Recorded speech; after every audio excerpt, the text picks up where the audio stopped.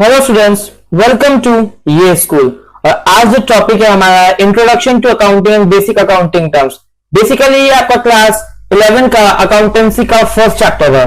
तो चलिए स्टार्ट करते हैं। सबसे पहले हम देखेंगे बेसिकली इसमें introduction to accounting, basically accounting में क्या क्या है क्या नहीं है इस सब जानेंगे। बेसिकली अकाउंटिंग टर्म्स क्या होता है, this is the starting of your accountancy class 11। बात करता है अकाउंटिंग क्या होता है। Accounting can be defined as a process of, ये सब वर्ड्स ध्यान रखिएगा, reporting, recording, interpreting, summarising economic data. Basically accountancy का मतलब, अकाउंटिंग का मतलब ये होता है कि recording of transactions, summarising of transactions. ये इकोनॉमिक डाटा मतलब है ट्रांजैक्शन स्टूडेंट्स। तो आप लिख सकते हैं accounting can be defined as a process of recording, reporting and summarising of transaction.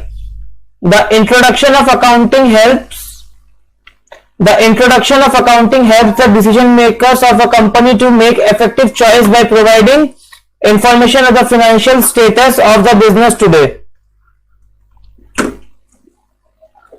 Okay, basically मेरा इंट्रोडक्शन जो है आपका होता है, बेसिकली इंट्रोडक्शन ऑफ अकाउंटिंग क्या हेल्प करता है। बेसिकली इंट्रोडक्शन ऑफ अकाउंटिंग जो आपका बिजनेस में जो डिसीजन मेकर हो, चाहे ओनर्स हो चाहे इन्वेस्टर्स हो, उनको डिसीजन लेने में आपके बिजनेस में हेल्प करता है। क्यों?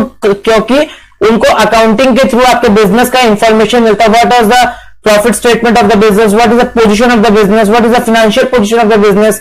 They will know everything about your business, मतलब आपका बिजनेस कहां पे एग्जिस्ट करता है exactly. Today accounting is used by everyone. आज के टाइम में अकाउंटिंग हर कोई यूज करता है। क्यों? And a good understanding of is beneficial to all. Basically accounting जो है हर कोई यूज करता है और उसको इजीली, उससे क्या आपका बिजनेस का इजीली फाइनेंशियल पोजीशन वगैरह हर किसी को मालूम चाहता है। तो आज के टाइम में अकाउंटेंसी हर कोई यूज करता है। अब अकाउंटिंग का ऑब्जेक्टिव्स क्या है? What are the objectives of accounting? To keep systematic and complete record of financial transaction in the books of account. सबसे पहला पॉइंट ये कि सिस्टमैटिक और complete record of financial statement of the business in the books of accounts. Basically इस line से यह मतलब चलता है कि जो आपके बिजनेस में day to day financial transactions होता है उसका कंप्लीट और सिस्टमैटिक वे में उसका रिकॉर्ड रखने में हेल्प करता है। To ascertain the profit earned or loss incurred by a business during a particular accounting period, which further help in knowing the financial performance of the business. Accounting आपको अपना business का profit या loss जानने में भी help करता है, जो आपका बाकी बाद में फाइनेंशियल पोजीशन या फाइनेंशियल परफॉर्मेंस, जब आप फाइनेंशियल ग्राफ बनाएंगे, पीएल स्टेटमेंट बनाएंगे, उस टाइम पे आपको अपना बिजनेस का प्रॉफिट या लॉस, आपका बिजनेस प्रॉफिट में चल रहा है या लॉस में चल रहा है, ये जानने में भी हेल्प करेगा। To ascertain the financial position of the business by the means of financial statement, that is balance sheet, which show the assets as one side and capital and liability on other side.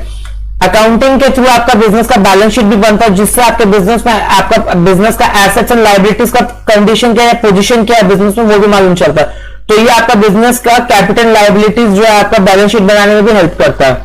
To provide useful accounting information to users like owners, investors, creditors, bank employees and government authorities who analyzes them as per requirement. Accounting देखिए, internal management, internal users तो है accounting की, ये कुछ external users है, कुछ investors हो गए, क्रेडिटर्स हो गए, जो बैंक जहां से आपने लोन लिया है, जिन्होंने आपके बिजनेस में इन्वेस्ट किया है पैसा, उनको भी आपके बिजनेस का जानकारी देने में हेल्प करता है। क्यों? अगर आपका बिजनेस का ठीक ठाक कंडीशन, आपका बिजनेस चलता रहेगा, जिससे क्या है बेसिकली आपका जो क्रेडिटर्स वगैरह वो आपको पेमेंट के लिए बर्डन या फोर्स नहीं करेंगे, उनको मालूम है उनका पैसा डूबेगा नहीं। To provide financial information to the management which help in decision making, budgeting and forecasting. Basically जो आपके बिजनेस के जो डिसीजन मेकर्स होते हैं, बजटर्स होते हैं, फोरकास्टर्स होते हैं, बेसिकली जो आपके बिजनेस में प्लान बनाते हैं, बजट बनाते हैं, डिसीजन लेते हैं आपके बिजनेस के बारे में, उनको फाइनेंशियल स्टेटमेंट का बहुत ज्यादा दरकार पड़ता है, वो अकाउंटिंग के थ्रू पॉसिबल होता है। ये बेसिकली फाइनेंशियल इंफॉर्मेशन उन लोगों को प्रोवाइड करते हैं जो आपके बिजनेस का बजट वगैरह प्रिपेयर करते हैं, फोरकास्ट करते हैं, कब क्या होगा, कितना पैसा कहां लगाएगा, उस चीज को लेके। और अकाउंटिंग से सबसे मेन बात है, आपके बिजनेस में फ्रॉड वगैरह होने के चांसेस बहुत कम रहते हैं। क्यों? क्योंकि आप रेगुलर रिकॉर्ड मेंटेन करते हैं बिजनेस के अंदर। अगर आपका बिजनेस का रेगुलर रिकॉर्ड मेंटेन रहेगा, आपके पास सिस्टमैटिक अकाउंटिंग रिकॉर्ड्स रहेगा, तो क्या है, फ्रॉड वगैरह होने के चांसेस बहुत ज्यादा कम रहेंगे। What are the advantages of accounting? Basically, objectives और advantages similar ही है मोटा मोटी। एक provide information which is useful to the management for making economic decision. आपको स्टेटमेंट पढ़ के इसका समझ में आ जाएगा बेसिकली। एक provide information which is useful to the management for making economic decision. Basically ये इंफॉर्मेशन प्रोवाइड करता है मैनेजमेंट को, क्यों? इकोनॉमिक डिसीजन लेने के लिए। It helps owners to compare one year result with those of others year to locate factors which led to changes. Basically, account आप जो है अपने बिजनेस का पिछला साल का परफॉर्मेंस और इस साल का परफॉर्मेंस कंपेयर कर सकते हैं। आपको पिछला साल कितना प्रॉफिट हुआ था, इस साल कितना लॉस हो रहा है, पिछला साल आप कितने लॉस में, तो जो आप इस साल मेकअप कर सकते हो, तो वो खाली अकाउंटिंग इंफॉर्मेशन होने के बावजूद ही पॉसिबल है। It provide information about the financial position of the business by means of balance sheet which shows an asset and liabilities of the business. आपका बिजनेस का फाइनेंशियल पोजीशन बताता है बेसिकली बैलेंस शीट के through कि आपके पास कितना assets है, कितना लायबिलिटीज है, आपके ऊपर कितने उधारी है, कितना कर्जा है, कितना आपने बिजनेस के लिए लोन लिया है, कितना आपके पास एसेट्स है बिजनेस में। It help in keeping systematic record of business transaction in the books of account according to specified principle of rules which is accepted by court as evidence. Basically ये business के अंदर laws वगैरह भी, accounting evidence वगैरह से भी आपको बहुत हेल्प करता है कि जो कोर्ट में एज एविडेंस एक्सेप्ट करता है। अगर आपको फ्रॉड वगैरह, सपोज कीजिए आपको किसी ने इम्प्रॉपर सामान दे दिया इन केस बिजनेस में, अगर आपके पास बिल है तो आप जाके कंपनसेशन के लिए क्लेम कर सकते हो। लेकिन अगर आपका कोई बिल वगैरह कुछ नहीं है तो कहां से क्लेम करेंगे? तो बेसिकली अकाउंटिंग डॉक्यूमेंट्स जो अकाउंटिंग में है, अकाउंटिंग वगैरह आपका एज एविडेंस भी काम आता है कोई फ्रॉड वगैरह होने पे। It helps a firm in the assessment of correct tax liability such as income tax, sales tax, VAT, excise duty. अगर आपका बिजनेस में प्रॉपर अकाउंट्स मेंटेन होते हैं तो आगे चल के आपको टैक्स वगैरह भरने में भी बहुत हेल्प मिलता है। अगर आप करेक्ट टैक्स, आपको कोई फ्रॉड वगैरह नहीं हो सकता, ज्यादा इनकम टैक्स है, कम ज्यादा नहीं हो सकता, आप एग्जैक्ट अमाउंट टैक्स वगैरह भरने में भी आपको मालूम चल जाए, आपको टैक्स लायबिलिटीज है वो भी आपको करेक्टली आप एसेस कर सकते हैं। Properly maintained account help a business entity in determining it's proper purchase price. Basically अगर आपका बिजनेस का अकाउंट प्रॉपरली मेंटेन रहेगा तो वो बिजनेस एंटिटी को हेल्प करता है क्या है में प्रॉपर परचेजिंग प्राइस में। बेसिकली प्रॉपर अगर आपका बिजनेस का account time to time properly maintain करेंगे तो वो आपके बिजनेस को हेल्प करेगा बेसिकली कि आपका प्रॉपर परचेज प्राइस क्या है। जैसे आपको कोई बोलेगा 10 रुपया लेकिन आपको 8, मतलब आपका खर्चा 10 में, आपको कोई बोलेगा 12, लेकिन आपका प्रॉपर अकाउंट्स मेंटेन रहेगा तो आपके साथ उस टाइप का प्रॉब्लम नहीं होगा। लिमिटेशंस क्या मतलब डिसएडवांटेजेस। एडवांटेजेस मतलब आपको मालूम है, लिमिटेशंस मतलब disadvantages. It is historical in nature, it doesn't reflect the current worth of a business. Moreover the figure given in financial statement ignore the effect of changes in price level. हाँ, suppose कीजिए basically आपका changes in price level नहीं दिखा, suppose आपका business आप properly maintain करके चल रहा है अकाउंटिंग में, सडनली अगर आपका कोई प्राइस लेवल में चेंजेस वगैरह आएगा तो ये वो रिफ्लेक्ट नहीं करेगा। It contains only those information which can be expressed in terms of money. It ignores qualitative elements such as efficiency of management, quality of staff, customer satisfaction. ये खाली मॉनिटरी वैल्यू को बेसिकली अकाउंट्स में जो है आप खाली जो terms आपका मॉनिटरी एक्सप्रेस हो सकता है उसको ही आप रिफ्लेक्ट कर सकते हैं अकाउंटेंसी में। बेसिकली अकाउंटिंग जो है आपका क्वालिटेटिव, क्वांटिटी, एफिशिएंसी, सेटिस्फैक्शन, ये सब आपका रिफर नहीं होता। बेसिकली जो क्वांटिटेटिव मेजर है वो खाली आप अकाउंटिंग में मेजर कर सकते हो, बट जो क्वालिटेटिव फैक्ट्स है वो आपका इसमें मेजर नहीं होता। It may be affected by window dressing, manipulation of account to be present at a more favorable position of a business firm that can actual position। हाँ, ये बहुत ज्यादा मुश्किल है। कितना बार विंडो जो अकाउंट्स के इंफॉर्मेशन से छेड़छाड़, विंडो ड्रेसिंग मतलब आपके अकाउंट्स के इंफॉर्मेशन से छेड़छाड़ करके आपका बिजनेस का जो एक्चुअल पोजीशन है उससे घटा बढ़ा के दिखाया, मतलब प्रॉफिट में तो लॉस में दिखा सकता है, लॉस को प्रॉफिट में दिखा सकता है, एक एक्चुअल पोजीशन से उसको भटकाया जा सकता है। It is not free from personal bias and personal judgment of the people dealing with it. For example, different people have different opinion regarding life of assets for calculating depreciation, provision for doubtful debts, etc. Basically, ये personal bias और personal judgment के हिसाब से dealing होता है इसमें। For example, हर आदमी का अलग अलग ओपिनियन होता है regarding life of assets, calculating depreciation, provision for doubtful।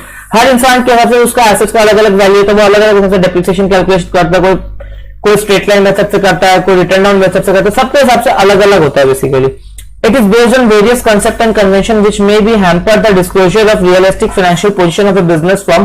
For example, assets in balance sheet are shown in their cost and not the market value which could be realised on the sale. तो basically ये था आपका limitations of accounting में, इतना ही है। आपको advantages मैंने बता दिया, लिमिटेशंस भी मैंने बता दिया। अब देखते हैं difference between book keeping and accounting.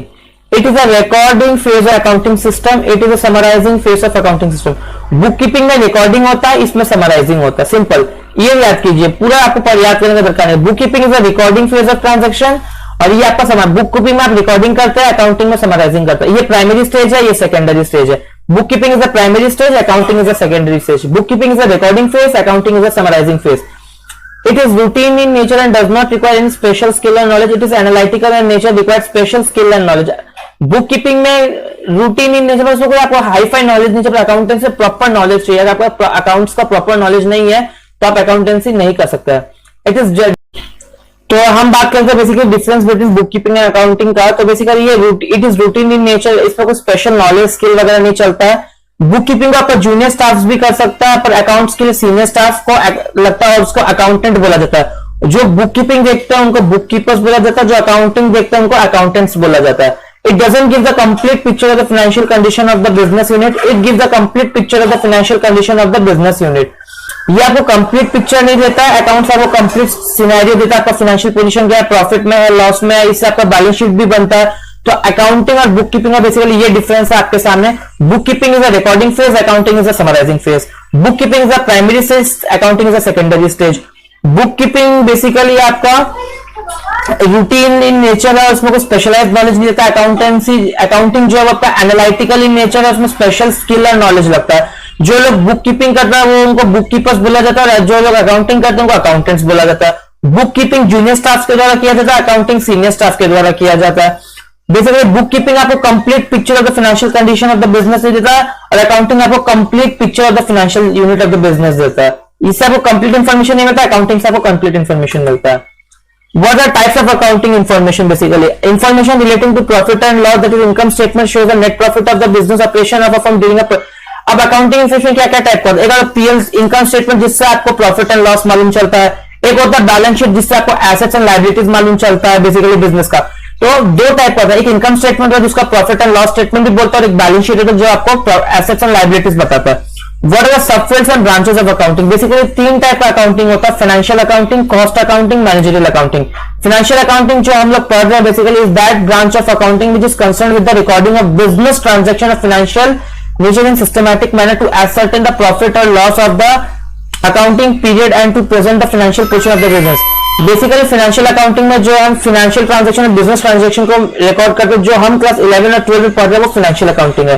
Cost accounting में क्या करता है बेसिकली जो टोटल कॉस्ट गुड्स को मैन्युफैक्चर करने के लिए जो कॉस्ट लगता है, सर्विस को मैन्युफैक्चर करने के लिए जो कॉस्ट लगता है प्रोवाइडेड बाय बिजनेसमैन, उससे रिलेटेड अकाउंटिंग होता है। मैनेजमेंट अकाउंटिंग बेसिकली मैनेजमेंट के लिए होता है। तो हम लोग जो कर रहे हैं वो फाइनेंशियल अकाउंटिंग है। तो बेसिकली अभी फिलहाल हम फाइनेंशियल अकाउंटिंग पे फोकस करेंगे। लेकिन टोटली अकाउंट्स का तीन ब्रांच होता है, financial accounting, cost accounting, management accounting. Financial accounting में जब हम बिजनेस ट्रांजेक्शन और फाइनेंशियल नेचर का जो ट्रांजेक्शन को सिस्टमैटिक वे में रिकॉर्ड करते हैं उनको फाइनेंशियल अकाउंटिंग बोलता है। कॉस्ट अकाउंटिंग में जो आपका टोटल कॉस्ट होता है गुड्स और सर्विस का जो एक बिजनेसमैन बॉर करता है, उसको जब उसका जो अकाउंटिंग होता है उसको कॉस्ट अकाउंटिंग होता है। मैनेजमेंट अकाउंटिंग बेसिकली मैनेजमेंट के थ्रू होता है, वो बेसिकली इंस्टीट्यूट या बड़ा बड़ा ऑर्गेनाइजेशंस के लिए होता है। ये आपका यूजर्स ऑफ अकाउंटिंग है। इससे भी रिलेटेड एग्जाम में क्वेश्चन होता है, who are the users of accounting. External users कौन होता है, इंटरनल यूजर्स क्या होता है। इंटरनल यूजर्स बेसिकली आपका दो ही होता है, एक ओनर होता है, एक मैनेजमेंट एम्प्लॉयज होता है। इंटरनल यूजर्स कौन कौन होता है, ओनर होता है और मैनेजमेंट एम्प्लॉयज होता है। इंटरनल यूजर्स का basically return on their investment, financial health of the company and business. Internal users of accounting जो होता है फॉर एग्जाम्पल दो ही होता है, ओनर होता है, एक मैनेजमेंट एम्प्लॉय होता है। ओनर क्या इन्फॉर्मेशन देता है, व्हाट इज द आरओआई, जितना उसने पैसा लगाया है उसको कितना रिटर्न मिलने वाला है। और financial health of the company क्या है, कितना लॉस में चल रहा है, कितना प्रॉफिट में चल रहा है, कितना क्रेडिटर्स है, कितना डेटर्स है, वो सब। मैनेजमेंट को क्या इंफॉर्मेशन चाहिए रहता है, to evaluate the performance, to take various decision, profitability of claim higher wages and bonus with the dues PF ESI deposited regularly. Basically management और एम्प्लॉयज जो था वो यही सब देखते हैं कि बिजनेस प्रॉफिट में चल रहा है या लॉस में जा रहा है। ज्यादा प्रॉफिट में चल रहा है तो उनको बोनस मिलेगा, पीएफ मिलेगा, बेसिकली इस टाइप के लिए। इंटरनल यूजर्स ये लोग है। एक्सटर्नल कौन हो गया, इन्वेस्टर्स हो गया, क्रेडिटर्स हो गया, लेंडर्स हो गया, टैक्स अथॉरिटी हो गया, गवर्नमेंट हो गया और अदर यूजर्स हो गया बेसिकली। तो इंटरनल यूजर्स में ओनर्स आता है, मैनेजमेंट आता है, एम्प्लॉय आता है। एक्सटर्नल यूजर में इन्वेस्टर आता है, पोटेंशियल इन्वेस्टर्स आता है, क्रेडिटर्स आता है, लेंडर्स आता है, टैक्स अथॉरिटी अगर गवर्नमेंट आता है। तो इंटरनल एक्सटर्नल दोनों से क्वेश्चन आता है basically, who are the internal users, who are the external users, और किस किस क्या क्या काम में आता है वो यहाँ पे मैंने मेंशन कर दिया है। इन्वेस्टर्स को क्या जानने के लिए हेल्प करता है, इन्वेस्टर को बेसिकली ये जानने के लिए हेल्प करता है कि उन्होंने जो इन्वेस्टर्स ने जो पैसा लगाया है वो पैसा उनका रिटर्न आने वाला है कि नहीं। क्रेडिटर्स को ये जानने के लिए हेल्प करता है कि बेसिकली वो आपका फाइनेंशियल कैपेबिलिटी मेजर करता है कि जिन्होंने आपको ऊपर जितना पैसा वो पाते हैं उतना पैसा भरने में, उतना पैसा उनको चुकाने में आप सक्षम है कि नहीं। लेंडर्स बेसिकली रीपेइंग कैपेसिटी और क्रेडिट वर्दिनेस में जानने में करता है। टैक्स अथॉरिटी आपका टैक्स मेजर करता है, गवर्नमेंट बेसिकली टैक्स वगैरह के लिए मेजर करता है। अब बेसिकली बात करते हैं qualitative characteristics of accounting information क्या क्या, रिलेबिलिटी, रेलेवेंस, अंडरस्टैंडेबिलिटी, कंपेरेबिलिटी। ये है तो रिलेबिलिटी में क्या है, means information must be based on facts and be verified through source document bye anyone, it must be free from bias and errors. Reliability बोलता है कि बेसिकली आपका जो भी इंफॉर्मेशन है वो वेरीफाइड होना चाहिए डॉक्यूमेंट्स में किसी के द्वारा, कोई अकाउंटेंट वगैरह के द्वारा। तो क्वांटिटेटिव नहीं है आपका अकाउंटिंग इन्फॉर्मेशन, क्वालिटेटिव भी होना चाहिए। रेलिवेंस बोलता है कि कोई अलजुलूल नहीं होना चाहिए, रेलिवेंट होना चाहिए इन्फॉर्मेशन, ये नहीं कि कहां कहां का इन्फॉर्मेशन दे रहे, नहीं, रेलिवेंट इन्फॉर्मेशन होना चाहिए। अंडरस्टैंडेबिलिटी मतलब अच्छा से प्रेजेंटेबल वे में होना चाहिए, आदमी के समझ में आना चाहिए, जो आपका इन्फॉर्मेशन देख के कंपेरेबिलिटी देख के समझने की कोशिश करें उनको समझ में आना चाहिए, प्रेजेंटेबल वे में इंफॉर्मेशन दे। कंपेरेबिलिटी मतलब इजीली कंपेरेबल होना चाहिए प्रीवियस ईयर के मुताबिक इस ईयर से। तो रिलेबिलिटी बोलता है कि रिलायबल होना चाहिए, रेलिवेंट होना चाहिए, अंडरस्टैंडेबल होना चाहिए, कंपेरेबल होना चाहिए। तो ये होता है qualitative characteristics of accounting information. What are the qualitative characteristics of accounting information? Reliable होना चाहिए, रेलिवेंट होना चाहिए, अंडरस्टैंडेबल होना चाहिए, कंपेरेबल होना चाहिए। बेसिकली बेसिक अकाउंटिंग टर्म्स क्या होता है, ये आपका चैप्टर सेकंड है। एंड इकोनॉमिक एक्टिविटी क्या होता है? Economic activity is those activity basically which can be measured in monetary terms, मतलब जिसका मॉनेटरी वैल्यू में एग्जिस्ट करता है। Economic activity that is the financial portion of the business can be measured in terms of money. जैसे मैंने आपको बताया business transaction आप उन्हीं को बोलेंगे बेसिकली जो इकोनॉमिक एक्टिविटी आपका मॉनेटरी टर्म्स में मेजर किया जा सके। For example expense, income. Account refer to summarize record of a relevant transaction for particular head of one place. An account are divided into two sides. The left side of the account is called debit, right one is credit. Left side को debit side बोलता है, right side को credit side बोलते हैं basically. Capital, amount invested by the owner in the business is known as capital. Drawings, the amount withdrawn by the proprietor for its personal use is known as drawings. ठीक है। Example purchase of car for wife by withdrawing money from business. जब भी दुकान का proprietor दुकान से पैसा उठा के कोई सामान खरीदेगा या अपने घर लेके जाएगा उसको आप क्या बोलेंगे? Basically drawings. और क्या अगर बिजनेस का प्रोप्राइटर घर से पैसा लाकर दुकान में इन्वेस्ट करता है तो कैपिटल होता है। एसेट्स क्या होता है? Basically assets are valuable and economic resource of an enterprise useful in operation. Assets are can be broadly classified. Assets वो होता है जो एक प्रोप्राइटर जो मालिक अपने पर्सनल यूज के लिए खरीदता है। एसेट्स दो टाइप का होता है, current assets, non current assets. Current assets वो एसेट्स होते हैं जिसका बेनिफिट आपको for only one accounting year, मतलब less than one accounting year के लिए आपको मिलता है वो करंट एसेट्स, और जिसका मोर देन वन अकाउंटिंग ईयर के लिए होता है वो non current assets. Non current assets में भी दो होता है, टेंजिबल, इनटेंजिबल। टेंजिबल एसेट्स जिसको आप टच कर सकते हैं, for example machinery, car, furniture. Intangible जिसको आप टच नहीं कर सकते, गुडविल, पेटेंट, ट्रेडमार्क। तो नॉन करंट एसेट्स बेसिकली वो होता है जिसका बेनिफिट आपको मोर देन वन फाइनेंशियल ईयर मिलता है। टेंजिबल एसेट्स जिसको आप टच कर सकते हो, इनटेंजिबल एसेट्स जिसको आप टच नहीं कर सकते हो बेसिकली। तो current assets are those assets which whose benefit can be enjoyed by a proprietor, enjoyed by the firm for less than one accounting year, और नॉन करंट एसेट्स का benefit for more than one accounting year. Non current assets दो type होता है, tangible, intangible. Tangible assets जो होता है basically उसका physical existence होता है, can be touch, for example furniture, machinery. और इनटेंजिबल एसेट्स जो होता है उसका बेसिकली कोई फिजिकल आप उसको टच नहीं कर सकते, for example goodwill, patent, trademark, ये सब। लाइबिलिटी भी सेम है बेसिकली। लाइबिलिटी मतलब डेब्ट, कर्जा। तो लाइबिलिटी इज द डेब्ट और obligations of the enterprise that has to pay after some time in nature.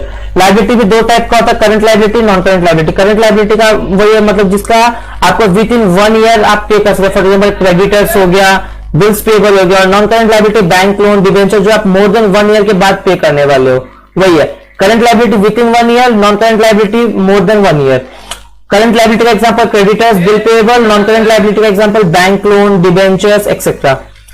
अब दो टाइप का रिसिप्ट होता है, रेवेन्यू रिसिप्ट्स और capital receipts. Basically revenue receipts are those receipts which are occurred by normal operation of the business like money received by sale of business. Revenue receipt जो normal हमारा day to day business operation से जो हमें income होता है वो revenue receipt होता है।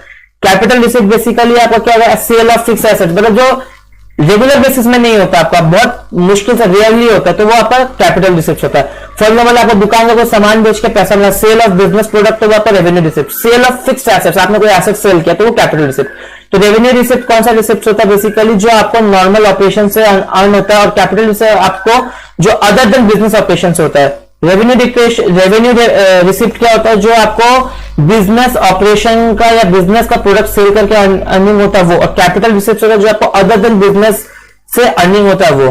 एक्सपेंस बेसिकली दो टाइप का होता है, revenue expense, capital expense. Revenue expense भी वही जो आपको business, it is amount spend to purchase for goods and services during an accounting period, इसको रेवेन्यू रिसिप्ट। और कैपिटल रिसिप्ट क्या होता है, for more than one it is called capital expense. तो रेवेन्यू एक्सपेंडिचर क्या होता है, basically it is amount spend to purchase and good and service that are used during an accounting period. Basically revenue expenditure वो expenditure होता है जो आप good and service को परचेज करने के लिए एक्सपेंस करते हो, जिसका आपको ओनली वन अकाउंटिंग पीरियड में काम आता है। For example rent, interest, it is expense basically जो आपको मोर देन वन अकाउंटिंग पीरियड के लिए नहीं होता। कैपिटल एक्सपेंडिचर जिसका बेनिफिट या आपको मोर देन, मतलब रेवेन्यू एक्सपेंडिचर आप बोल सकते हैं गुड्स खरीदने के लिए होता है, और कैपिटल एक्सपेंडिचर एसेट्स के लिए होता है। जिसका बेनिफिट आपको मोर देन 1 ईयर मिले वो एसेट्स, जिसका बेनिफिट आपको लेस देन 1 ईयर मिले वो गुड्स। तो revenue expenditure for goods and capital expenditure for assets. तो रेवेन्यू एक्सपेंडिचर का बेनिफिट जो आपको ओनली 1 ईयर के लिए होता है, और कैपिटल एक्सपेंडिचर का आपको मोर देन 1 ईयर होता है।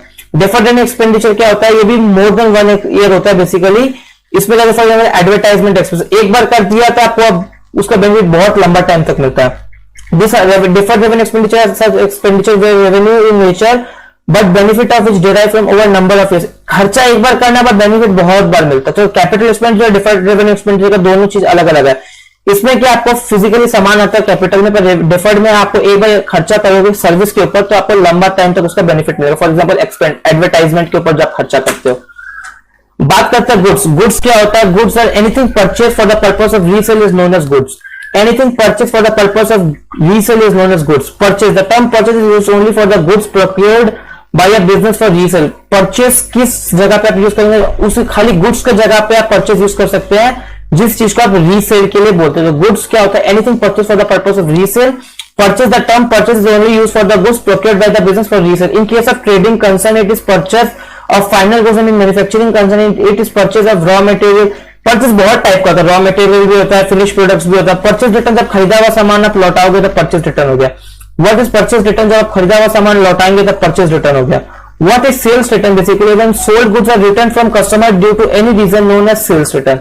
What is debtors, debtors are the person and other entities to whom business has sold goods and service on credit. Basically debtors क्या होता है, जिसको आप उधार में सामान या सर्विस देते हो। जैसे मैंने रेंट लिया, इस महीने का रेंट उधार में है तो वो मेरा डेटर हो गया, जिसका आपसे पैसा कलेक्ट करना है, आपने जिनको सर्विस प्रोवाइड किया उधार में या कोई सामान दिया उधार में। Creditor, the person to whom you have to pay money, मतलब आपने सर्विस या गुड्स लिया उधार में। डेटर में आप देते हैं, क्रेडिटर्स में आप लेते हैं। बिल्स रिसीवेबल क्या होता है, basically bills receivable is an accounting term of bills of exchange. Bills of exchange bills receivable for seller at a time, मतलब debtor basically bills receivable provide करता है। बिल्स रिसीवेबल जो होता है बेसिकली क्रेडिट सेल के time पे दिया जाता है। और बिल्स पेबल की बात करें, बिल्स पेबल बेसिकली आपको मिलता है, bills payable is for creditors, bills receivable is for debtors. Bills receivable जो होता है वो डेटर्स के लिए होता है, बिल्स पेबल क्रेडिटर्स के लिए होता है। डिस्काउंट दो टाइप का होता है, ट्रेड डिस्काउंट और cash discount. Trade discount basically the purpose of the discount is to persuade the buyer to buy more goods. Trade discount क्या होता है, आपको सामान खरीदा तो 10% 20% का डिस्काउंट देगा तो मोटिवेट द कस्टमर्स ताकि वो और ज्यादा सामान ले। ट्रेड डिस्काउंट क्यों दिया जाता है कस्टमर्स को, ताकि वो और ज्यादा सामान ले, मोटिवेट हो जाए कि हाँ भैया कम कर दिया, 10% 20% का डिस्काउंट दे दिया, उसको मोटिवेट करने के लिए। कैश डिस्काउंट किस लिए होता है, ताकि पेमेंट जल्दी दे सके। वो अगर आप मुझे अभी पेमेंट करोगे तो मैं आपको 20% का डिस्काउंट दूंगा, तो वो पेमेंट को फास्टर, पेमेंट को बूस्टअप करने के लिए हम कैश डिस्काउंट देते हैं। स्टॉक क्या होता है, goods available with the business for sale for a particular date is known as stock. जो गुड्स अवेलेबल होता है सेल करने के लिए बिजनेस, उसको स्टॉक बोलते हैं। What is stock, the goods available with the business for purpose of sale on a particular date is known as stock.